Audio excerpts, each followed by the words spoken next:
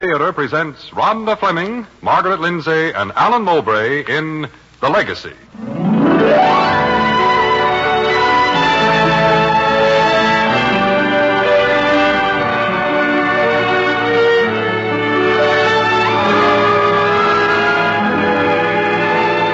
Hollywood, the Mutual Network, in cooperation with Family Theater Incorporated, brings you The Legacy, starring Margaret Lindsay as Marcia and Rhonda Fleming as Anna. To introduce the drama, your host, Alan Mowbray.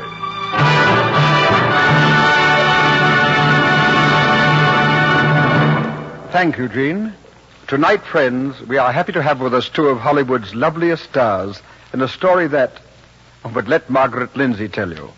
We find her riding one of those very necessary locals not far from Kansas City, and she is alone with her thoughts.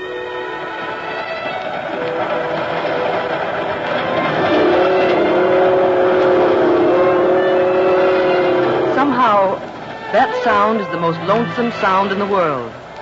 But maybe that's because I feel so alone on a train late at night.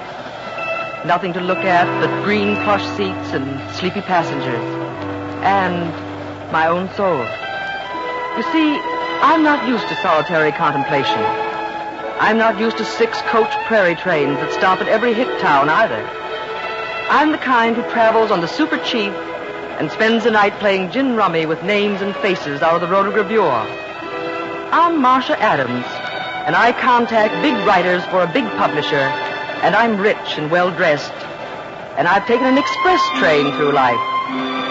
Only, after what happened today, it seems a little foolish, for I'm not really going anywhere.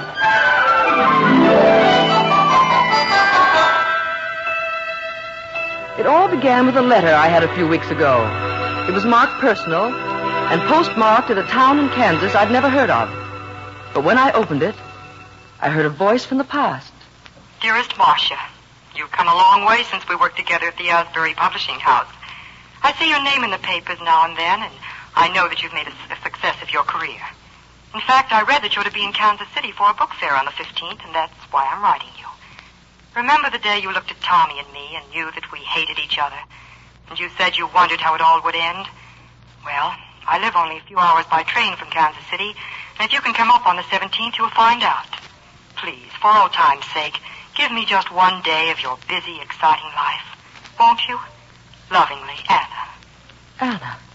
Anna Wiley. After 12 years.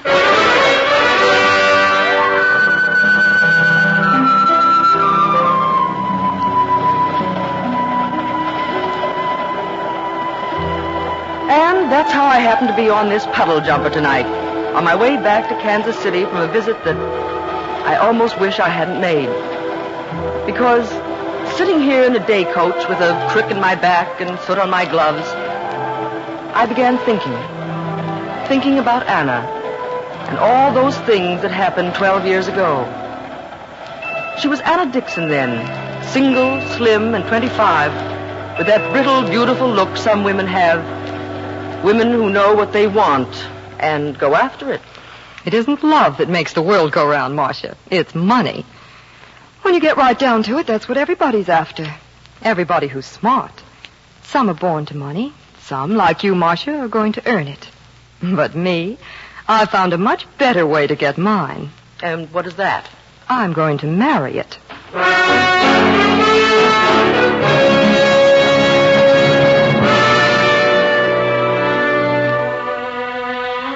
Nothing very original about that idea, but it was my private opinion that any woman who married for money earned it. I was interested to know who Anna had chosen for the honor.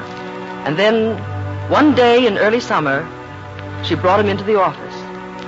He was a well-dressed man, nice eyes, and kind-looking. Marcia, this is John Wiley. Oh, how do you do? John Wiley? Why, aren't you... I mean, you're on our spring list, nonfiction. Well, I did write a book, Early Egyptian Culture, but I don't expect the public to like it. There's absolutely no love interest. And not a single sword fight. Well, I only hope I won't wind up on the remainder counter at 39 cents a copy. I'm sure you don't have to worry about that, Mr. Wiley. You've written a very scholarly work. Well, it's more than repaid me for the time I spent on it. If I hadn't written the book, I wouldn't have met Anna. John, are you writing another book, Mr. Wiley, or is writing your business? No, my business is ancient history. I teach a class over at the university. And, oh, gee, golly, I'm due there right away. It's been nice meeting you, Miss Adams. Thank you, Mr. Wiley. Drop by any time. Thank you. Pick you up at 8, Anna? Yes, John. Bye. Goodbye. Well, what do you think of him? What am I supposed to think? He's nice, well-bred, and his trousers are pressed. But you can't be interested in him. Why not? Well, darling, college professors are seldom noted for their bank accounts. And it's a cinch we can't sell his book to the movies. John is donating all his royalties to a scholarship fund. He's really quite well off. Oh, well, I'm glad to see there's going to be something in it for you, dear. For a moment there, I was afraid you picked him for his own sweet self. Oh, Marcia, I know what you must think of me, after all the things I said. But it really isn't as cold-blooded as it seems. John has money, but, well, if I didn't like him, respect him, that wouldn't make any difference. I didn't hear you mention love. Don't be old-fashioned. I won't be. But I think he is. Once in a while he gets really serious. I think he's almost asked me to marry him, but... But what? It's the strangest thing. It's as if there's something he wants to tell me, and he gets right up to it, and he can't. Well, maybe he's already married. He was once. He told me all about her. She died 4 years ago. But it isn't that. Well, don't be too sure of yourself. It might not work out after all. It's got to. I've waited too long for a man like John Wiley. He can give me everything I've ever wanted, and nothing's going to stand in my way.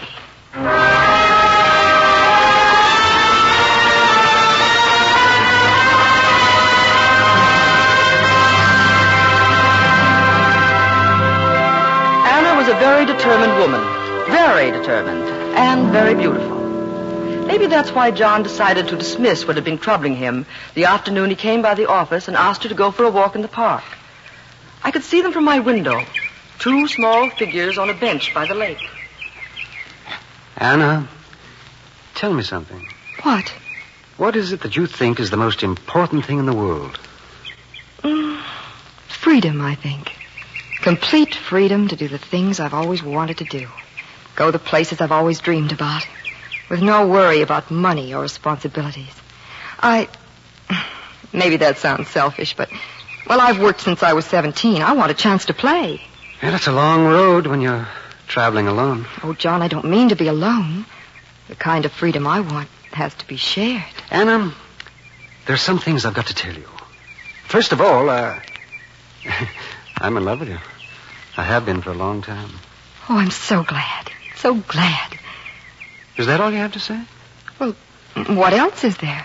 What I meant was, do you by any chance love me? Oh, well, of course, John. Of course I love you. Oh, darling, I'm doing this wrong. I want to marry you, but I'm so unsure of myself. You want to marry me? Do you really? More than anything in the world. Then don't be unsure. You see, I want to marry you, too. You mean that? I mean it. Oh, Anna. You said there were some other things you had to tell me. What were they? Oh, nothing. Except I think you'll make a lovely bride.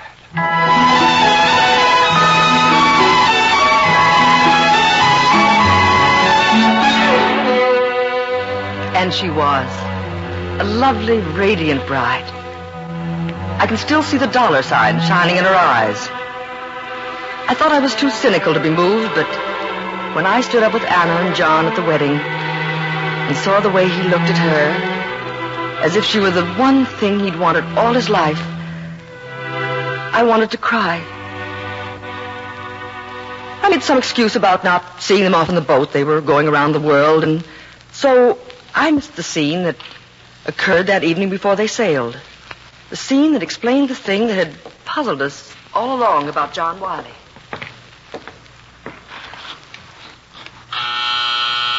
But who lives here? Who is it that you're being so mysterious about? Hello, John. Oh, hello, Harriet. Suppose this is Miss Dixon. Mrs. Wiley. Anna, my sister, Harriet. How do you do? I'm very glad to know you. Come in. Won't you sit down? Thank you. Well, you didn't come to the wedding. You seem to have managed without me. Oh, you're not being very gracious, Harriet. I'm sure that Anna wouldn't want me to pretend something I don't feel. Please, John, let's go. No, not yet. Suppose I know why you've come. Yes? If you asked me, you should have done this weeks ago. I'd like a few minutes alone with Anna first. If you like. I'll be in the den. She hates me. John, why did you bring me here? Anna, I've done something very foolish, something I'm ashamed of. I don't understand. Well, what are you trying to say? I was married before. I know, you told me that. But there's something else I didn't tell you. I have a son. A son? Well, he's only 7. Harriet has been keeping him since his mother died. You've got a son. Why didn't you tell me? Would it have made any difference? I don't know. Oh, I've been unfair to both of you, but I'll make it up to you. And you'll love Tommy just like I do. And I know he'll love you. I've told him about you, and I wanted you to meet him before we sailed. Will you? What can I say except yes? Oh, thanks.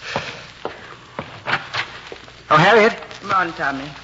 You must meet your new mother. Tommy! Hello, Daddy. How's my boy? Swell. I like the new bat and glove you sent over for me. Good. When I get back, we'll do a lot of pitching and catching, and say, we're going to have a pretty good umpire, too.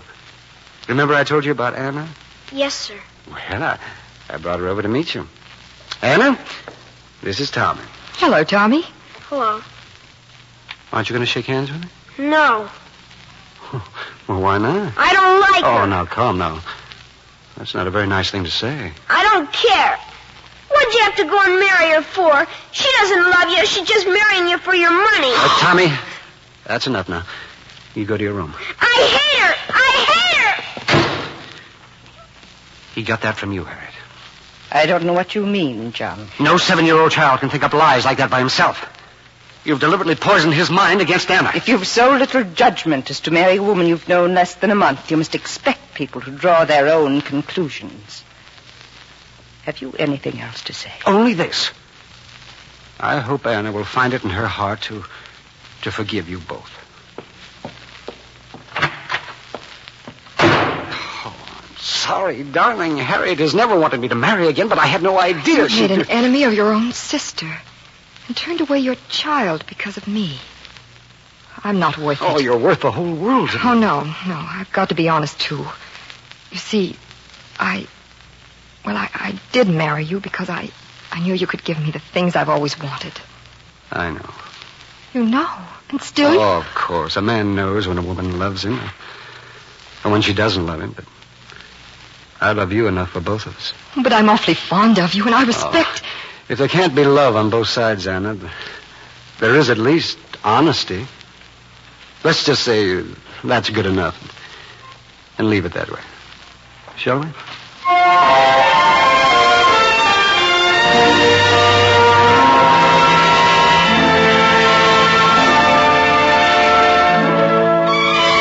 I didn't see Anna Wiley for almost 2 years, but I had a stack of postcards from all points of the world. And once in a while, a letter. The letters were what puzzled me. It didn't sound at all like the Anna I had known. She seemed to have changed somehow. It was the war in Europe that sent them home in the fall of 1939. We saw each other occasionally that winter, and then one night, late in January, my phone rang. Hello? Marcia, come over right away. I need you. Anna, what's the matter? Oh, something terrible has happened. There's been an accident, and John's been hurt. Oh, Marcia, you're here. It's awful. Oh, darling, everything's going to be all right. He just started to cross the street after a paper, and a taxi came around the corner. It skidded on the ice, and... Oh, there. They'll take care of him. They didn't even take him to the hospital. The doctor from the ambulance just brought him in here. Mrs. Wiley. Yes, doctor. You can see him now. There's only a few minutes. No. John, darling. I didn't look which way I was going. You're going to be all right. You've got to be all right. You mustn't blame the taxi driver. It wasn't his fault. You tell him. Yes, John, yes. Anna, there's something I want you to do. Anything, dear, anything. Tommy. Take care of Tommy. He needs you. But, John, you can't mean... You're going to be all right. Take care of him. Promise. Yes, I promise. Oh, dear Anna. John, listen to me. You've got to get all right. You've got to, because I love you. Do you hear me, darling? I love you. Oh, it's all right, dear. You made me happy. That's all I really ask for. But I mean it. Really and truly, I mean it. All I ever ask for. I love you, John. You've got to believe. John? John! He doesn't hear you, Mrs. Wiley. Oh, John. Darling. Darling. Oh, he didn't believe me. He died not believing me. I'll remember that the rest of my life.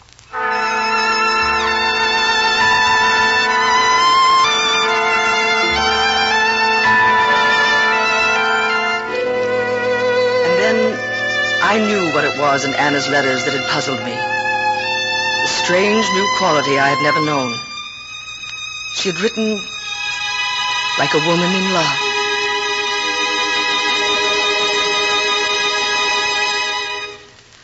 They read John's will 2 weeks later. Anna asked me to come.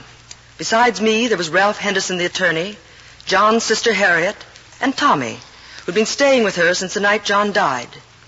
Harriet had a great deal to say. There's one thing I want understood, Mr. Henderson. I intend to keep Tommy. He spent most of his life with me, except for this past year, when he's been staying with his father and this woman. But I'm sure he didn't have a happy moment while he was there, did you, dear? No, Aunt Harriet. Personally, I don't think John asked Anna to take him. Miss Wiley, I was John's friend as well as his attorney, and he stated to me that he wanted his wife to have custody of his son. I don't care. I don't want to live with her, and you can't make me. I want to stay with Aunt Harriet. Of course you do, dear. And I'll tell you right now, Mr. Henderson, I'll take this thing to court. I'm going to contest John's will and see that this woman doesn't get a penny.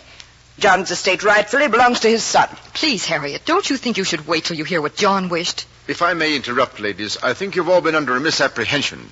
Perhaps I should have explained sooner, but I thought you knew. Knew what? There is no estate. What? My brother was wealthy. Was, yes, but no more. There are personal belongings and a small checking account. No more. I can't believe it. It's you. You ran through it, that's what happened. Married him for his money and had him make everything over to you. Well, you won't get away with it. I'll sue you. Just a moment. John's fortune was entirely tied up in foreign holdings. The war in Europe has wiped them out. I knew he was worried about something. Poor John. He never shared his troubles. This is the most ridiculous thing I ever heard of. It's a conspiracy between you two. You knew John was going to leave me something. You'd pay for this, Anna.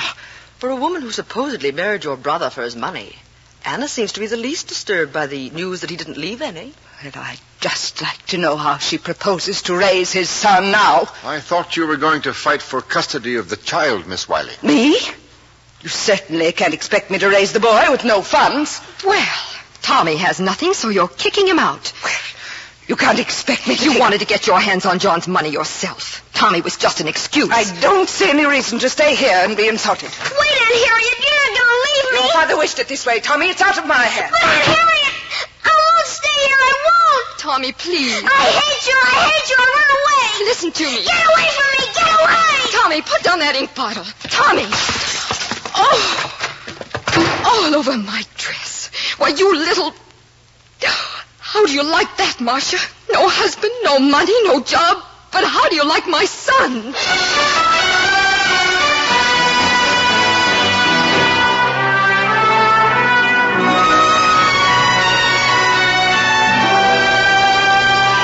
And until this morning, that was the last time I saw Anna Wiley, standing there in her white dress with the ink dripping from the hem to the floor, and her face a mask of bitterness. I left New York on a business trip shortly after that, and when I returned, she had gone. There were never any letters, and for years, I wondered how the two of them had gotten along. Wherever he was, Tommy had seemed a likely candidate for trouble. And so, When I got off the train this morning in that little Kansas town, I didn't know what I expected. Anne met me at the station, lovely as ever, but much more mature and softer somehow. It was not until after we had lunched in Anne's rose garden that there was any mention of Tommy.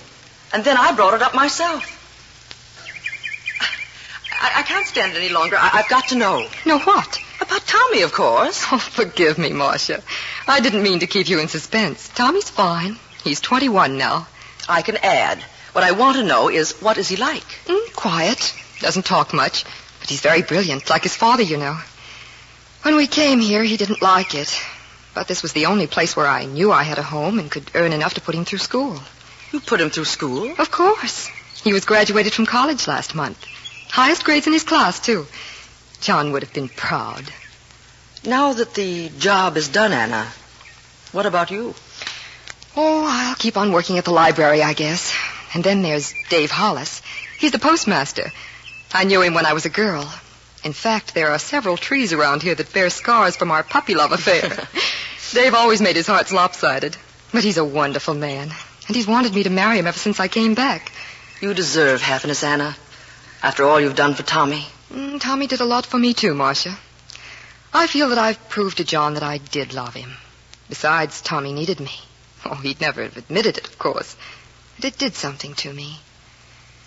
I think everyone should have a chance to be needed, to live a while for somebody else. You feel so useful. And how does Tommy feel about this? And you? I don't know. I probably never shall. You see, he's leaving tomorrow. Leaving? For where? He hasn't said, but something has been on his mind ever since he finished school. I think he wants to get away from here. Do you want him to leave? It's his life. But I can't help wishing, well, that he'd settle down here and marry some nice girl and raise a family. I've grown fond of him. Oh, I'm glad. I was hoping you two would change. I said I was fond of Tommy, Marcia. I can't speak for his feelings. After we came here, we settled down to a sort of truce because we had to. Since then, Tommy has been polite and dutiful. And, after all, what right have I to ask more? So Tommy hadn't changed. The brat I remembered had grown into a polite, distant young man, like a bored guest who was merely waiting for a chance to take his leave. The creak of the garden gate interrupted my thoughts, and I looked up to see a tall young man walking toward us. Hello. Mind if I interrupt? Come in, Tommy. This is Tommy, Marcia. You remember Miss Adams, don't you? Yes, I think so. How are you, Miss Adams? The last time I saw you, you had just scored a bullseye with an ink bottle. Well, then you can't have a very good opinion of me. I hoped the years would mellow you. Some, I'll admit. Well, I guess I was a lot of trouble for everybody, especially Anna. But maybe I can make up for it. We expected you for lunch, Tommy. Well, I had lunch with the president of the bank, Mr. Holt. Well, you're really up in the world. What business did you have with Mr. Holt? Well, I didn't tell you this before, Anna, because I didn't want you to be disappointed. And above all, I didn't want you to think you owed me anything else. You've done enough already. But I don't understand. Well, the fact is, I want to go to Chicago to medical school, Anna. I've wanted to for a long time, but I needed money. So I talked the bank into lending it to me. You didn't. Tommy, you mean just like that? They're giving you the money? Well, it wasn't that easy. I've been talking to them about it ever since last fall, but, well, somehow I got across the idea that I'd pay the money back. And not only that, but it'd be a sort of investment for the bank. Old Doc Simmons is getting pretty old now, and this town could use another doctor. You mean you're going to come back? Back here to this whistle stop? Well, what's wrong with this place? It's a nice town. And besides, well, I want to make sure Dave Hollis treats you right, Mother. If he doesn't make you happy, he's going to have to answer to me. Tommy. Well, if you'll excuse me, I think I'll go and pack. I'll see you at dinner, Miss Adams. Did you hear him, Marcia? He called me Mother. Yes, Anna. John was right. He left me something far greater than money. He left me a son.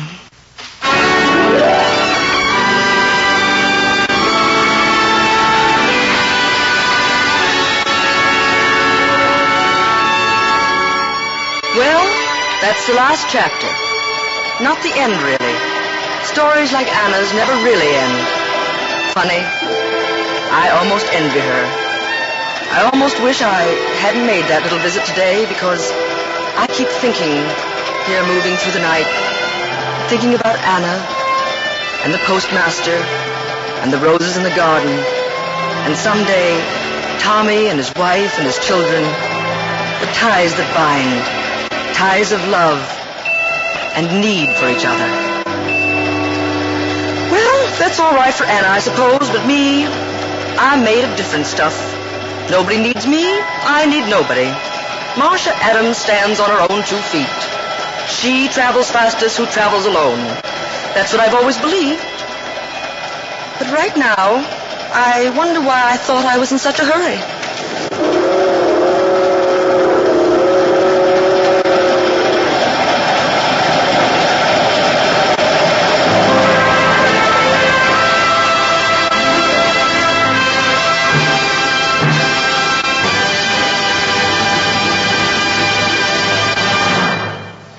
Thank you, Rhonda Fleming and Margaret Lindsay, for a beautiful story. I hope that our audience enjoyed it as much as I, and that you will not delay for a return engagement on Family Theatre. You know, friends, a remark I heard the other day struck me rather forcefully, and I'd like to pass it along to you. The best that I can hope for, said a friend of mine, is to live to the age of 70. That will give me 840 months of life. Now, I figure that for a third of a man's life, he's not quite sure what it's all about. He spends another third just sleeping. That leaves 280 months in which to accomplish anything. 280 months in which to justify his existence. Well, no matter how you look at it, there's no time to waste if we're going to accomplish the good that God expects of us. We certainly can't try to dodge our opportunities as Anna did in tonight's Family Theatre play. Above all, we cannot overlook our responsibilities to our families, for that is the vocation in life to which most of us are called. If we wholeheartedly dedicate ourselves to making our homes as happy and holy as God meant them to be, then we'll surely not be wasting the life that has been given us. And God will help us do this if we have the vision and the faith to pray to Him daily in the circle of the home. For I can promise you this: the family that prays together stays together. More things are wrought by prayer than this world dreams of.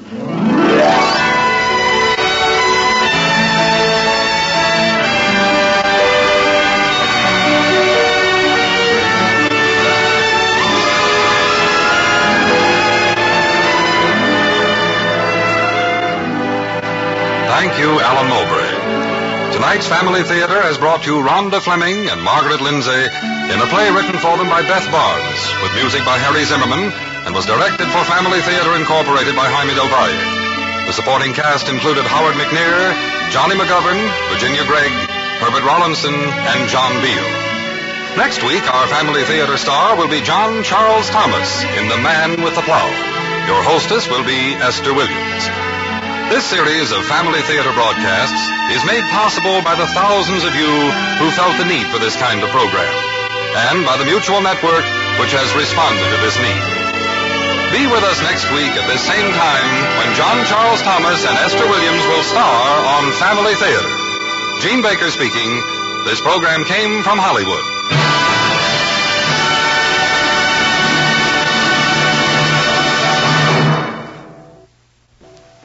For drama and laughs, stay tuned for Mark Reed's hilarious Yes, My Darling Daughter, which will be heard on Comedy Playhouse over most of these stations immediately following station identification. Remember, it's Comedy Playhouse for pre-tested laughs. This